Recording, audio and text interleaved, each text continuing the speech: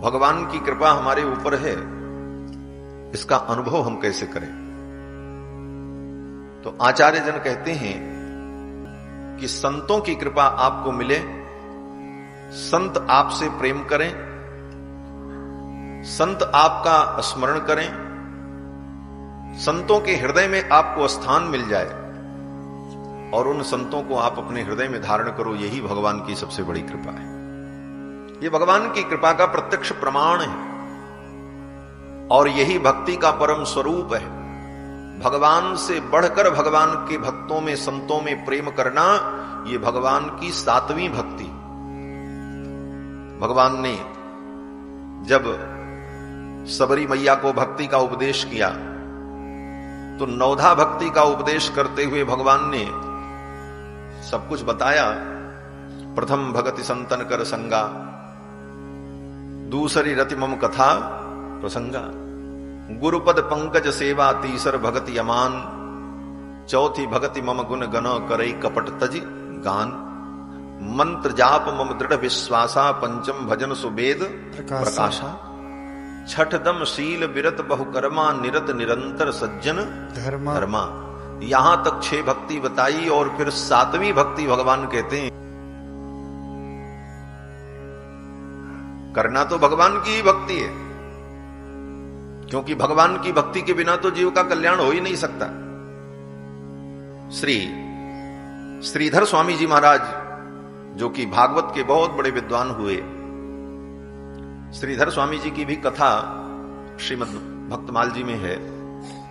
श्रीधर स्वामी जी महाराज श्रीमद् भागवत महापुराण के परम विद्वान, उन्होंने श्रीमद् भागवत जी पर टीका लिखी संस्कृत में। उस टीका का नाम श्रीधरी टीका है। जिस टीका में भागवत के गंभीर से गंभीर रहस्य को उन्होंने समुद्भासित किया है, और उस टीका की इतनी महिमा है कि उस टीका के ऊपर भगवान श्री कृष्ण ने स्वयं हस्ताक्षर करके प्रमाणित किया है कि यही सबसे प्रामाणिक टीका। इससे बढ़कर के और बात क्या हो सकती। श्रीधर स्वामी जी ने जब टीका लिखी भागवत जी की, तो काशी के विद्वानों ने स्वीकार नहीं किया। काशी के विद्वान ऐसे नहीं स्वीकार करते महाराज। उसमें जब तक दम न हो तब तक काशी के विद्वान किसी को स्वीकार नहीं करते। काशी विद्वानों की नगरी है, ज्ञान की नगरी। विद्वानों ने उनकी टीका को स्वीकार नहीं किया। प्रमाण क्या है कि आपकी टीका प्रामाणिक है? तो श्रीधर स्वामी ने कहा भगवान ही प्रमाण है, ठाकुर जी ही जाने, अब दुनिया को मैं क्या बताऊं। तो बोले ठाकुर जी प्रमाण देंगे। श्रीधर स्वामी जी ने कहा कि ठाकुर जी की लीला है, उनका मैंने वर्णन किया है। अगर मेरी बात सत्य है, मेरी टीका प्रामाणिक है, तो ठाकुर जी इसका प्रमाण देंगे। और ग्रंथ को सुंदर नवीन वस्त्र में लपेट करके रखा गया, पूजन किया गया। सब लोग बैठे थे और श्रीधर स्वामी जी ने भगवान से प्रार्थना की। और फिर उसके बाद जब ग्रंथ खोल करके देखा गया तो ग्रंथ के प्रारंभ में एक नया श्लोक लिखा हुआ था। वो पहले नहीं था, लेकिन जब ग्रंथ खोला गया तो उसमें एक नया श्लोक लिखा हुआ था, और वो श्लोक सुनहरे शब्दों में चमक रहा था। और उस श्लोक में लिखा क्या था? भगवान ने लिख दिया कि अहम वेत्मि शुको वेत्ति व्यासो वेत्ति वा नवा। भागवत के तत्व को मैं जानता हूं, या तो सुखदेव जी जानते हैं। व्यास जी भी पूरा पूरा जानते हैं कि नहीं जानते हैं, इसमें संदेह है, जबकि व्यास जी ने ही भागवत लिखा है। भगवान ने प्रमाणित किया कि भागवत के रहस्य को मैं जानता हूं, या तो सुखदेव जी जानते हैं। वेद व्यास जी जानते हैं कि नहीं जानते हैं, इसमें संदेह है, लेकिन श्रीधर सकलम वेत्ति, श्रीधर स्वामी जो हैं ये संपूर्ण रहस्य को जानते हैं। कैसे जानते हैं? बोले नरसिंह प्रसादतः, नरसिंह भगवान के प्रसाद से, भगवान नरसिंह की कृपा से श्रीधर स्वामी को भागवत के संपूर्ण तत्व का बोध हो। ऐसे श्रीधर स्वामी जी महाराज, श्रीधर स्वामी जी कहते हैं कि बिना भक्ति के जीव का कल्याण नहीं होगा।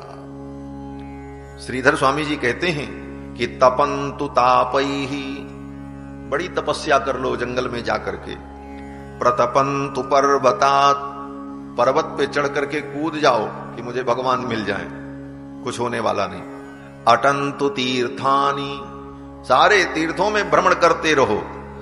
पठंतु चागमान, चारों वेद 18 पुराण स्मृति धर्मशास्त्र सब पढ़ पढ़ करके रट डालो, फिर भी ठाकुर जी मिलेंगे इसकी गारंटी नहीं है।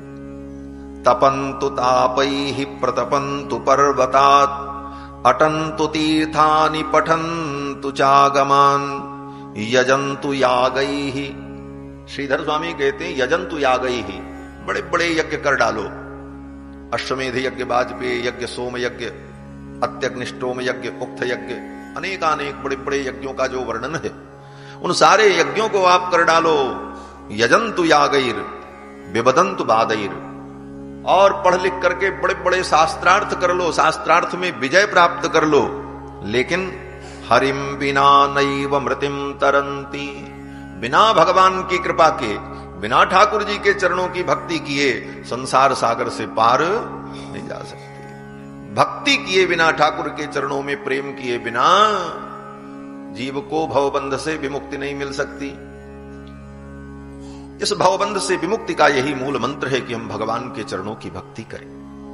और भगवान के चरणों की भक्ति संतों की कृपा से ही प्राप्त होती है। और भगवान ने तो यहां तक कह दिया कि संतों की तुम भक्ति करो, वो भी मेरी ही भक्ति है। सातों सम्मोहिमय जग देखा, मोते अधिक संत करे लेखा। क्योंकि संत के हृदय में भगवान भी है, संत के हृदय में भक्ति भी है, और संत ही गुरु आचार्य होते हैं, और संत भगवान के भक्त भी होते हैं। इसलिए भक्त भक्ति भगवंत गुरु चतुर नाम बपु एक। भक्त भक्ति भगवंत और गुरु, ये चारों तत्व संत में ही दिखाई पड़ते हैं, संतों में ये दर्शन होता है। लेकिन संतों के प्रति निष्ठा हमारी दृढ़ हो, ये बड़ा कठिन है, बहुत कठिन है। मूर्ति में तो निष्ठा हो जाती है, मूर्ति की पूजा करते हैं भगवान की, उसमें निष्ठा बनी रहती है। कारण बोले मूर्ति कुछ बोलती नहीं। आप चाहे ठंडे पानी से नहलाओ, चाहे गर्म पानी से नहलाओ, चाहे दिन में 1 बार भोग लगाओ, चाहे 15 बार भोग लगाओ, भगवान कुछ नहीं बोलते, इसलिए सब सेवा हो जाती। लेकिन संत भगवान जो हैं, संत तो चलती फिरती भगवान की मूर्ति हैं, इनकी पूजा बड़ी कठिन है महाराज। कब क्या इनको अच्छा लगे, कब क्या बुरा लग जाए, उनके मन को समझकर तदनुकूल सेवा करना बड़ा कठिन है। इसीलिए प्रियादास जी ने कहा, संत हैं अनंत गुण अंत कौन पावे ताको। संतों का जीवन विलक्षण है और इनके भाव को समझना बड़ा कठिन है। और संत सेवा से ठाकुर बड़े प्रसन्न होते हैं। संतों के चरणों की भक्ति करने पर भगवान को बड़ी प्रसन्नता होती है, और संतों के प्रति हमारी निष्ठा बने, दोष बुद्धि समाप्त हो जाए। ये कब होगा? जब हम भक्तों के चरित्र को सुनेंगे, भक्तों के पावन चरित्र को सुनेंगे, तभी हमारा हृदय निर्मल होगा और उन भक्तों के प्रति हमारी निष्ठा दृढ़ होगी। अब कितने संतों का चरित्र सुने? बोले संत तो अनंत है, सभी संतों का चरित्र हम जीवन भर सुन नहीं सकते, लेकिन जितना सुन लें, जैसे भगवान का चरित्र अनंत है, उसी तरह संतों का भी चरित्र अनंत है। भक्तमाल अनंत है। क्यों बोले? इसको दूसरी दृष्टि से समझो, जो अभी अभी मेरे मन में भाव आया कि भक्तमाल भी अनंत क्यों है। बोले भगवान अनंत है, और भगवान के गले में भक्तों की माला बना करके श्री नाभादास जी ने पहनाई, तो जो परमात्मा अनंत है, उस अनंत के गले में जो माला होगी वो भी कोई छोटी मोटी थोड़ी होगी, वो भी तो अनंत ही होगी, तभी तो उनके गले में आएगी। तो भगवान के गले में समर्पित की जाने वाली भक्तों की ये माला भी अनंत है। लेकिन उन अनंत भक्तों के चरित्र का हम संपूर्ण रूप से अनुभव नहीं कर सकते, लेकिन श्रद्धा तो रख सकते। श्री नाभादास जी महाराज भक्तमाल के अंत में कहते हैं कि भक्त जिते भूलोक में कथे कौन पै जाए। इस पृथ्वी पर कितने भगवान के भक्त हुए, उन सब का वर्णन करना असंभव है। किस प्रकार से बोले समुद्रपान श्रद्धा करे कह चिरि पेट समाये। उदाहरण कितना सुंदर दिया कि जैसे कोई चिड़िया हो, कोई छोटी सी चिड़िया, और उसको ये श्रद्धा हो कि समुद्र तो समस्त तीर्थों का राजा है और समुद्र का हम पान करें तो चिड़िया कितना समुद्र जल पी पाएगी। श्रद्धा तो उसकी है, लेकिन समुद्र के जल को पी करके वो ज्यादा से ज्यादा 1-2 बूंद पी पाएगी। श्रद्धा उसकी है, लेकिन समुद्र पान करना उसके लिए संभव नहीं है, भले उसकी श्रद्धा हो। उसी प्रकार से भगवान के भक्तों के प्रति हमारी श्रद्धा है, लेकिन उन समस्त भक्तों के चरित्र का हम अपने जीवन में आत्मसात कर लें, उनका अनुभव कर लें, बड़ा कठिन है महाराज। लेकिन फिर भी अपनी गति और मति के अनुकूल हम संतों के चरित्र को सुनते हैं। संतों के चरित्र को सुनकर, उनके उत्कर्ष को सुनकर के आश्चर्य नहीं करना। संतों का उत्कर्ष स्वयं भगवान ने गाया है। कल के प्रसंग में आप सभी लोगों ने भगवान के परम भक्त श्री बिल्व मंगल जी के चरित्र को सुना। उनका कुछ चरित्र शेष रह गया था। जो लोग आज नए श्रोता आए हैं उनके लिए भी संक्षेप में इतना कह दें कि श्री बिल्व मंगल जी महाराज भगवान के परम भक्त, कृष्णवेणा नदी के तट पर इनका जन्म हुआ। दक्षिण देश में ब्राह्मण कुल में उत्पन्न हुए। बड़े विद्वान थे, तपस्वी थे, लेकिन चिंतामणि नाम की एक नर्तकी में इनकी आसक्ति हो गई किसी पूर्व जन्म के संस्कार के कारण। और फिर उस नर्तकी में आसक्ति होने के कारण इतने मोहग्रस्त हो गए कि धर्म कर्म में, पूजा अनुष्ठान में कोई रुचि नहीं, सदा उसी का चिंतन चलता, चिंतामणि का। एक दिन पिता के श्राद्ध के दिन भी वो चिंतामणि से मिलने के लिए चले गए। चिंतामणि ने सोचा आज तो आएंगे नहीं, आज तो उनके पिताजी का श्राद्ध है। लेकिन उस दिन भी किसी प्रकार वो पहुंच गए, और जब पहुंचे तो चिंतामणि को बड़ा आश्चर्य हुआ कि आज तो इनको नहीं आना चाहिए था, आज इनके पिताजी का श्राद्ध था। और चिंतामणि को अच्छा नहीं लगा। चिंतामणि ने फटकार लगा दी, इस हाड़ मास के शरीर में तुम्हारी इतनी आसक्ति है, इतना मोह है, इतना प्रेम अगर ठाकुर जी से किया होता तो तुम्हारा तो उद्धार हो जाता। चिंतामणि ने जब इस प्रकार कहा तो इनको वैराग्य हो गया, बात लग गई और उसी दिन जीवन बदल गया। चिंतामणि ने कहा अब आपको जो करना है सो करो, हम तो भगवान का भजन करेंगे। चिंतामणि का भी मन बदल गया, उस नर्तकी का, और फिर दोनों ने रात भर बैठकर भगवान नाम संकीर्तन किया, भगवान का गुणगान किया। फिर तो चिंतामणि भी अपना वो सब नाचना गाना छोड़कर हरिद्वार की ओर चली गई, और बिल्व मंगल जी महाराज भी जाकर के भगवान की भक्ति में लग गए।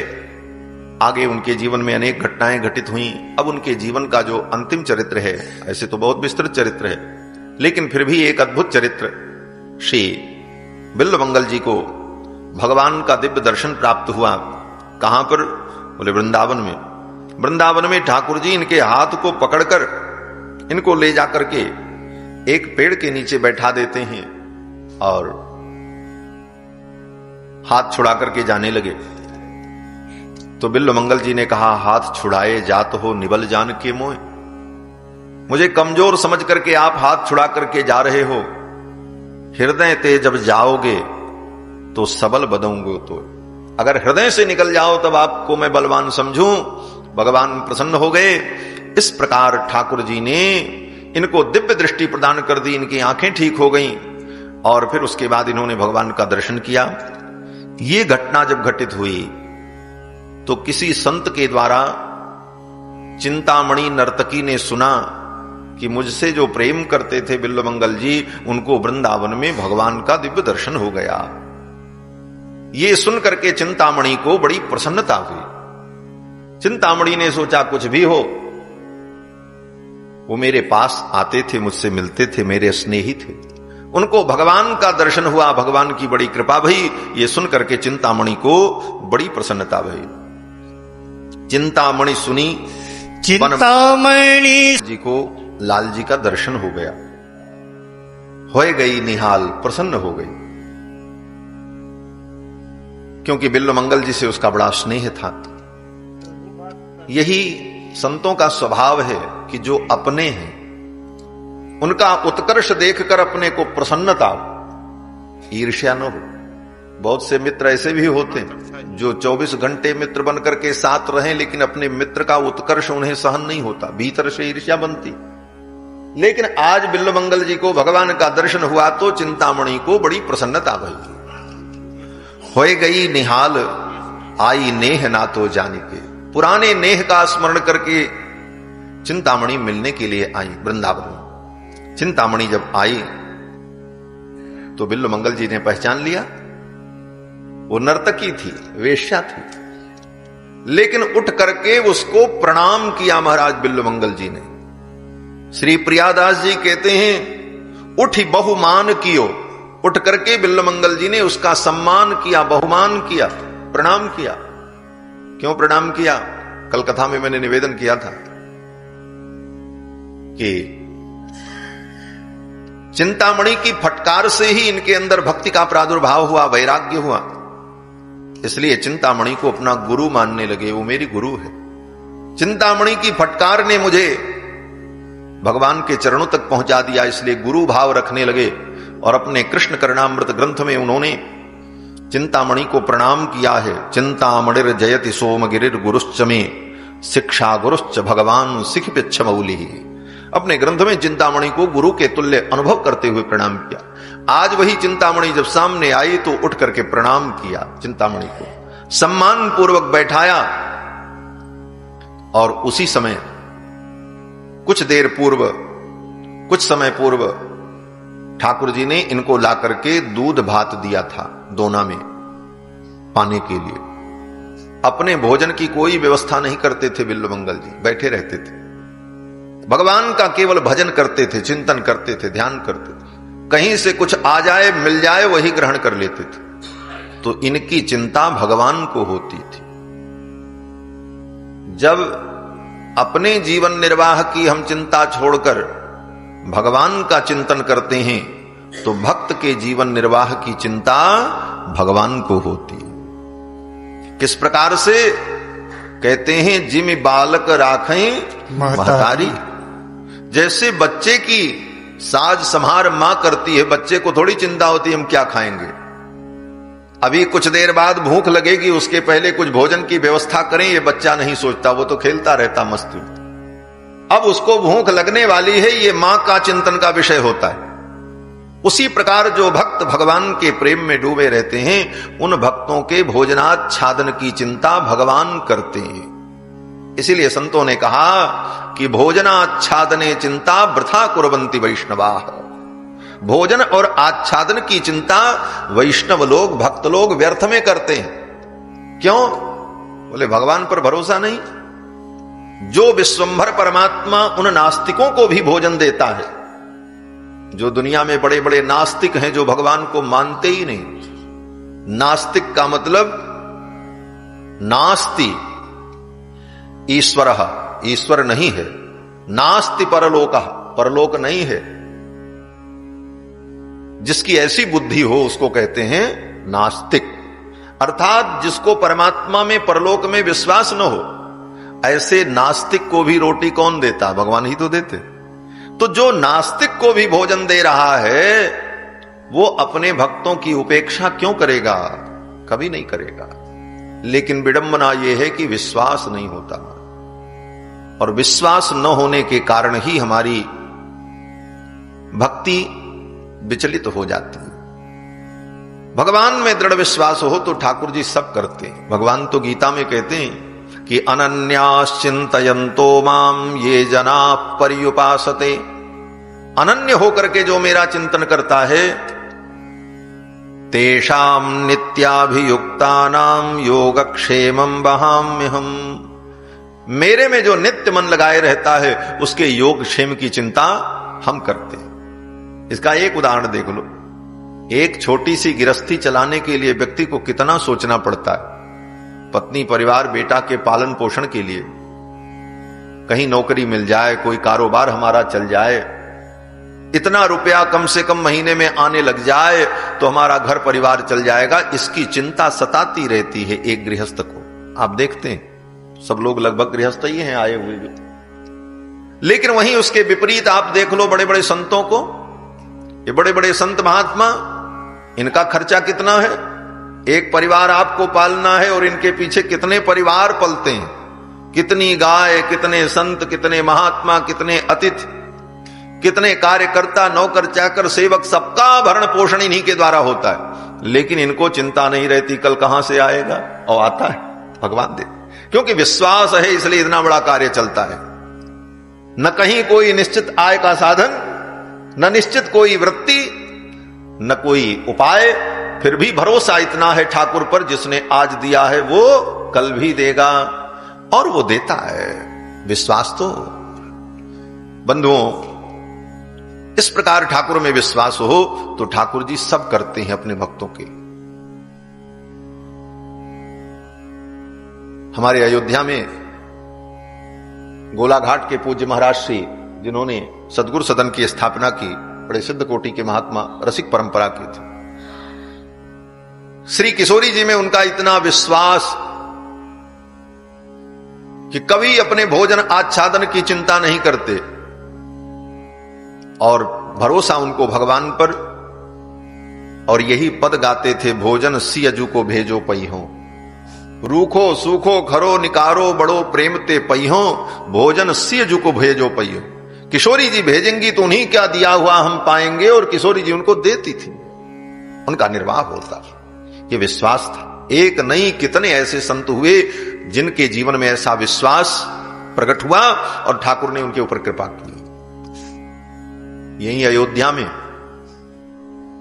ये सामने यहां आप बैठ के कथा सुन रहे हैं, इसी के सामने एक बड़ा स्थान है श्री तपस्वी जी की छावनी।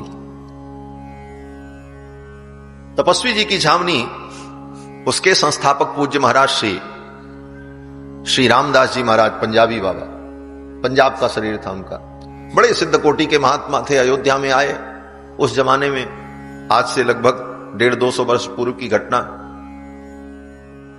यहां तब सरजू जी बहती थी, जहां आप बैठे हो, ये राम घाट है, इसका नाम राम घाट। आप समझो सरजू जी की गोद में बैठे हो।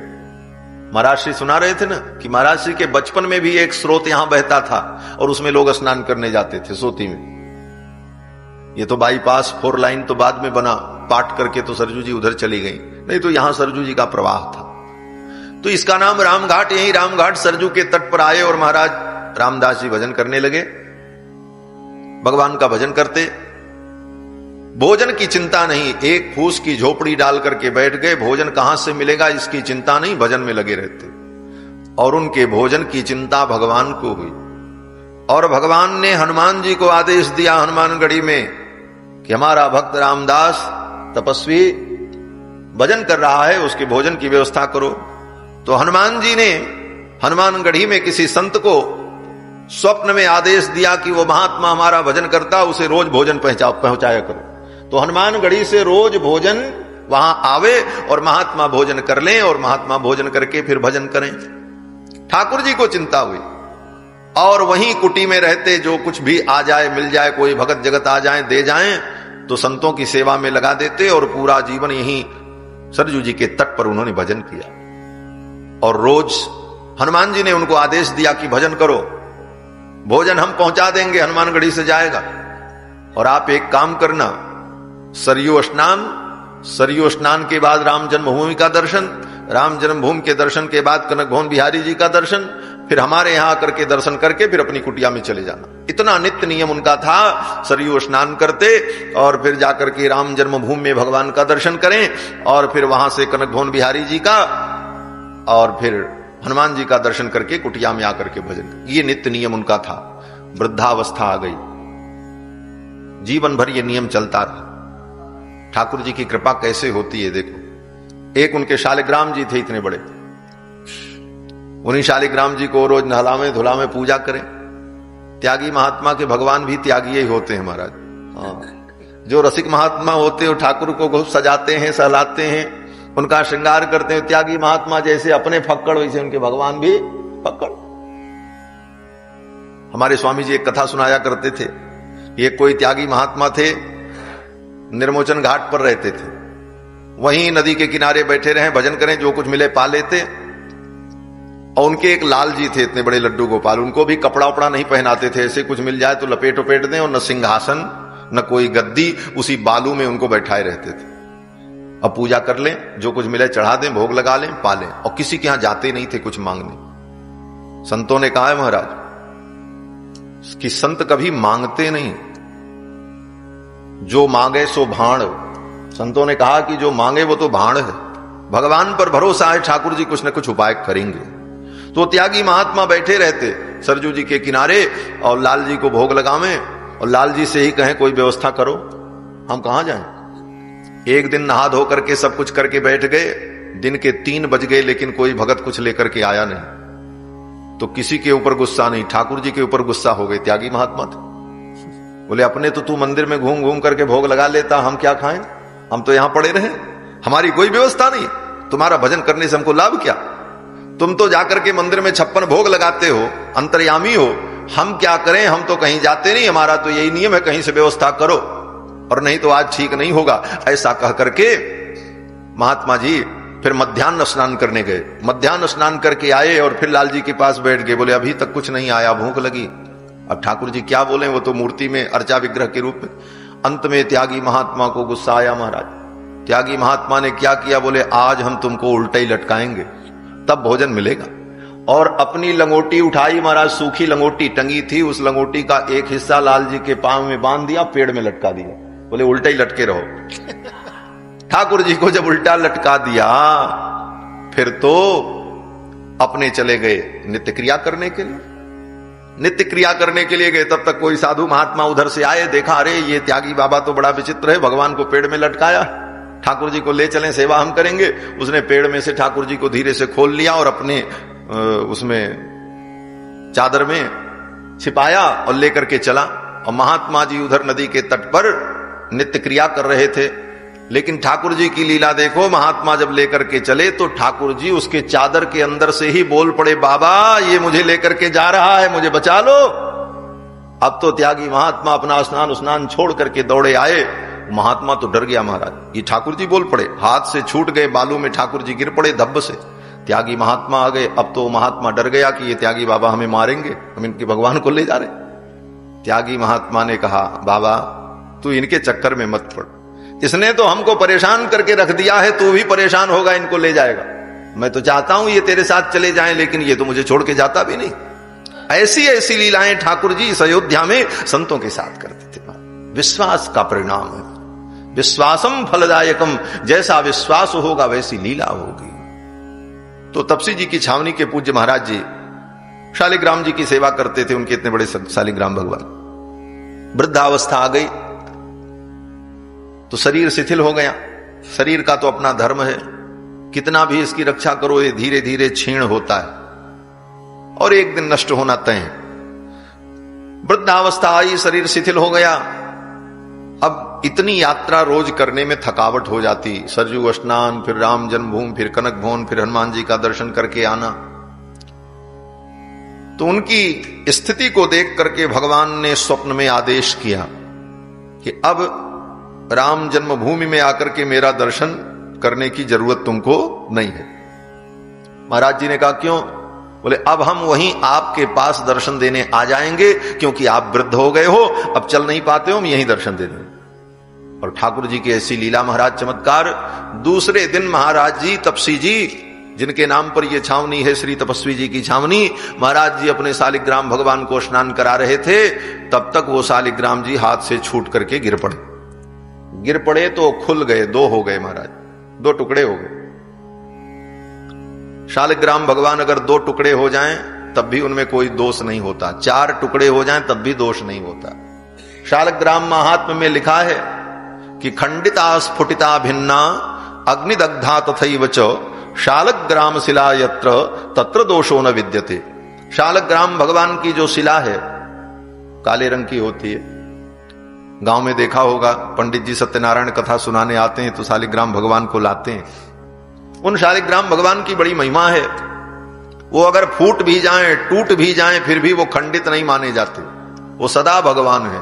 खंडिता स्फुटिता भिन्ना, वो खंडित हो जाएं, फूट जाएं, भिन्न हो जाएं, अलग अलग दो टुकड़े हो जाएं।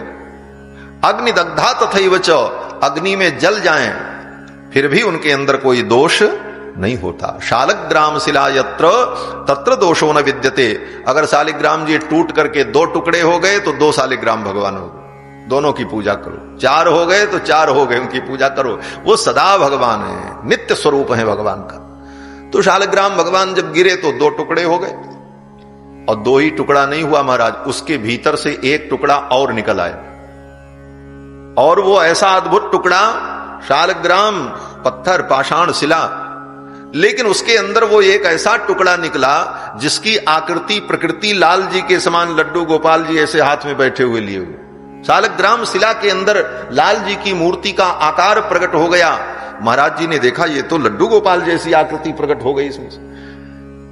फिर भगवान ने स्वप्न में आदेश दिया कि शालिग्राम के अंदर से हम प्रकट हो गए, अब हमारा यही दर्शन कर लिया करो, हम इसी रूप में आपके पास रहेंगे, अब राम जन्मभूमि में आकर मेरे बाल रूप के दर्शन की आवश्यकता नहीं। फिर प्रतिदिन उन्हीं अपने लाल जी का, जो शालिग्राम भगवान से लाल जी प्रकट हुए, उन्हीं की सेवा करते, दर्शन करते। आज भी वो ठाकुर जी यहां मंदिर में विराजमान है। अयोध्या में इतिहास सबको नहीं मालूम, और किसी को दर्शन भी नहीं कराते वहां पुजारी लोग। जब जाकर के ये रहस्य बताओ तब वो दर्शन कराते हैं। और एक बार मैं दर्शन करने गया तो मैंने महाराज जी से कहा कि हमको भी उन लाल जी का दर्शन करा दीजिए जो महाराज जी के जमाने के हैं। तो बोले उनके लिए मिठाई और माला लेकर के आओ तब दर्शन होगा। तो मिठाई और माला लेकर के, फूल माला लेकर के गए। हम थे, हमारे स्वामी जी महाराज भी थे, गुरुदेव भगवान, दोनों लोग गए थे दर्शन करने के लिए। फिर महाराज जी ने दर्शन कराया। तो ऐसे ऐसे चमत्कार संतों के जीवन में इस अयोध्या में हुए। अयोध्या वही है, आज भी ठाकुर जी यहां लीला करते हैं। तुलसी तब के से अजहु जानिए रघुबर नगर बसैया। तो विश्वास भगवान में हो तो ठाकुर जी सब कुछ करते हैं। अनन्यास चिंतयन्तो माम ये जना पर्युपासते तेसाम नित्याभियुक्तानाम योगक्षेमम वहाम्यहम्। भक्त के योगक्षेम की चिंता भगवान को होती है। श्री बिल्वमंगल जी महाराज वृंदावन में रहते, भगवान का भजन करते, भोजन की कोई चिंता नहीं तो ठाकुर जी इनकी चिंता करते। ठाकुर जी इनको दूध और भात ला करके दे जाते थे। जिस दिन वो चिंतामणि पहुंची, नर्तकी चिंतामणि को प्रणाम किया, स्वागत किया, और ठाकुर जी ने जो ला करके दूध भात का दोना दिया था, वही दूध भात का दोना चिंतामणि को दे दिया। बोले तुम आई हो दूर से, लो प्रसाद पालो। वो दूध भात का दोना जब दिया तो चिंतामणि ने कहा, आप तो यहां जंगल में रहते हो, यहां आपको ये दूध भात कैसे मिला? तो बिल्वमंगल जी ने कहा, मेरे ठाकुर जी, ठाकुर श्री बांके बिहारी ला करके मुझे दे जाते हैं। तो चिंतामणि ने कहा, तो ये तो आपके लिए आया है, आप अपने हिस्से का हमें दे दोगे तो आप तो भूखे रह जाओगे। चिंतामणि लेने को तैयार नहीं हुई। लियो कैसे जाए तुम्हें भाई सो दियो जो। लियो कैसे जाई तुम्हें भाई सो दियो जो प्रभु। लियो कैसे जाई तुम्हें भाई सो दियो जो प्रभु। लई हो नाथ हाथ सो जो दई है सन मानिक। लई हो नाथ हाथ सो जो दई है सन मानिक। लई हो नाथ हाथ सो जो दई हो सन मानिक। चिंतामणि ने कहा कि ये तो प्रसाद दूध भात आपके लिए ठाकुर जी ने दिया है, मैं इसको कैसे लूं? हां, अगर मेरे लिए भी ला करके आपके ठाकुर जी कुछ देते हैं तो मैं ले लूंगी। चिंतामणि ने सोचा कि शायद ठाकुर की कृपा मेरे भी ऊपर हो जाए, इन संत के संबंध से मुझे भी भगवान का दर्शन हो जाए। तो बिल्वमंगल जी ने भगवान से प्रार्थना की, प्रभु आपके चरणों का मुझे दर्शन प्राप्त हुआ, आपकी कृपा मेरे ऊपर भई, इनके माध्यम से। ये चिंतामणि अगर मुझे फटकार न लगाती तो मुझे संसार से वैराग्य न होता, आपके चरणों में अनुराग न होता। तो आज आप मेरे ऊपर कृपा करो, अपने हाथ से चिंतामणि को भी प्रसाद दे दो, इसका भी कल्याण हो जाए। और संत ने प्रार्थना की, बिल्व मंगल जी ने प्रार्थना की, भगवान श्याम सुंदर मदन मोहन श्री कृष्णचंद्र प्रकट हो गए और अपने हाथ से उन्होंने चिंतामणि को भी एक दोना दूध भात का प्रसाद दिया और बिल्व मंगल जी महाराज को भी दिया। बैठे दो बनो को बैठे श्याम घन दियो दूसरो ही आनी के। भगवान श्याम सुंदर ने दूसरा एक दोना और दूध भात दिया। दोनों ने दर्शन किया, भगवान को प्रणाम किया। चिंतामणि भी प्रसाद पाकर के प्रसन्न हो गई, उसका भी जीवन बदल गया और वो भी भगवान का भजन करके परम गति को प्राप्त हुई। श्री बिल्व मंगल जी महाराज के ऊपर ठाकुर जी ने इस प्रकार कृपा की। एक बार श्री बिल्व मंगल जी ने भगवान की प्रार्थना की, ध्यान किया, दर्शन की कामना की कि मुझे ठाकुर जी का दर्शन हो जाए। तो ठाकुर जी ने आज बड़ी अद्भुत लीला की। दर्शन तो दिया भगवान ने, लेकिन श्री कृष्ण रूप में नहीं, श्री राम रूप में दर्शन दिया। ऐसे तो भगवान एक ही हैं, श्री राम कृष्ण नरसिंह वामन, कोई अंतर नहीं। लेकिन ठाकुर जी ने आज लीला करने के लिए बिल्व मंगल जी को राम रूप में दर्शन दिया। प्रतिदिन कृष्ण रूप में दर्शन देते थे, जब राम रूप में दर्शन दिया तो बिल्व मंगल जी ने अपनी आंखें बंद कर ली। कहा, महाराज आप राम रूप में अच्छे लगते हो, लेकिन मुझे तो आपका मदन मोहन ब्रजेंद्र नंदन स्वरूप ही प्रिय है, आप उस रूप में मुझे दर्शन दो। तो भक्त बिल्व मंगल की प्रार्थना पर भगवान रघुनंदन के रूप में जो आए थे वो कृष्ण के रूप में हो गए। विहाय कोदंड सरौ मुहूर्तम, उसी समय भगवान ने अपने कोदंड को, धनुष बाण को अंतर्हित कर दिया। गृहाण पाणौ मणिचाप वेणु, गृहाण पाणौ मणिचारु वेणुम, और अपने हाथों में वेणु माने बंसी को धारण कर लिया भगवान ने। मयूर बर्हंच निजोत्तमांगे सीतापते राघव रामचंद्र, सीतापति रघुनंदन रामचंद्र भगवान श्री कृष्णचंद्र के रूप में दर्शन देने लगे। जैसे श्री गोस्वामी जी ने भगवान श्री कृष्ण से कहा, कित मुरली कित चंद्रिका कित गोपियन के साथ, तुलसी मस्तक तब नवे जब धनुष बाण ल्यो हाथ।